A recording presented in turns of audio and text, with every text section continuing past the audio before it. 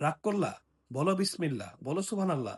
এই যে কথাগুলো নিয়ে আমরা ট্রেন্ড শুরু করেছি, ভাইরাল শুরু করেছি, হাস্যরস করছি, এগুলো নিয়ে মজা নিচ্ছি। এর পিছনে কিন্তু একটি ভয়াবহ বিষয় লুকিয়ে আছে যেটা আমরা জানি না।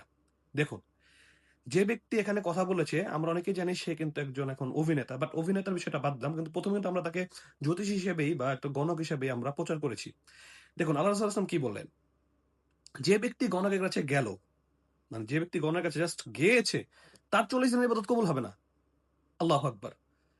এবং গণক যা বলল সেটা যদি বিশ্বাস করে সে রাসূল সাল্লাল্লাহু আলাইহি ওয়াসাল্লামের যা নাজিল করা হয়েছে সেটা অস্বীকার করলো বা রাসূলের উপরে যা নাজিল হয়েছে সেটা অস্বীকার করেছে মানে দিনকে সে অস্বীকার করেছে বা রাসূলের সে উম্মত নয়। হাদিসে কিন্তু স্পষ্টভাবে আল্লাহ রাসূল বলে দিয়েছেন। এর মানে যে গণের কাছে গেল তার ৪০ দিনের ইবাদত কবুল তো হবেই না।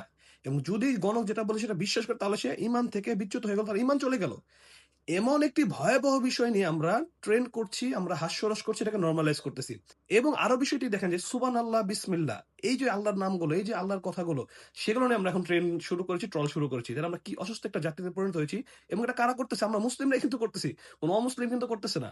এবং আরেকটা বিষয় আপনাকে স্পষ্ট করে জানাই, আল্লাহ রাসূল সাল্লাল্লাহু আলাইহি ওয়াসাল্লাম বলেছেন, বান্দা এমন এক কথা বলবে, না জেনে না বুঝে এমন কাজ করবে, যেটা তাকে জাহান্নামের এমন নিচে বা এমন ভিতরে ঢুকিয়ে দিবে যেটার দূরত্ব পূর্ব এবং পশ্চিম থেকে। নাউজুবিল্লাহ মিন যালিক। আল্লাহ আমাদের হেফাজত করুক।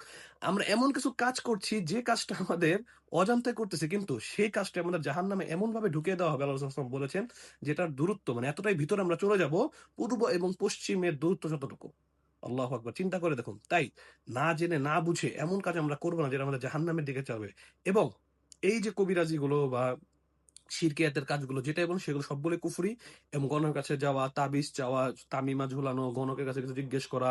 এই যে অনেকে আবার আমি যেহেতু রুকিয়া করি, অনেকে আমাকে এসে বলেন যে, "ভাই একটু হাজিরা দেখেন।" এই যে হাজিরা দেখা, এই টোটাল বিষয়গুলো কিন্তু শিরক। এবং এই হাজিরা যে দেখবে, হাজিরা যে জানতে চাইবে তার নাম ঠিকানা দিয়ে যে তার ভিতরে কি আছে বা হাত দেখে কি আছে, সবগুলোই শিরক এবং সে ঈমান থেকে বিচ্যুত হয়ে যাবে। আর জাস্ট জিজ্ঞেস করার কারণে, জাস্ট খালি কনের কাছে জিজ্ঞেস করে, যেমন আপনারা জিজ্ঞেস করেন হাজিরা দেখান।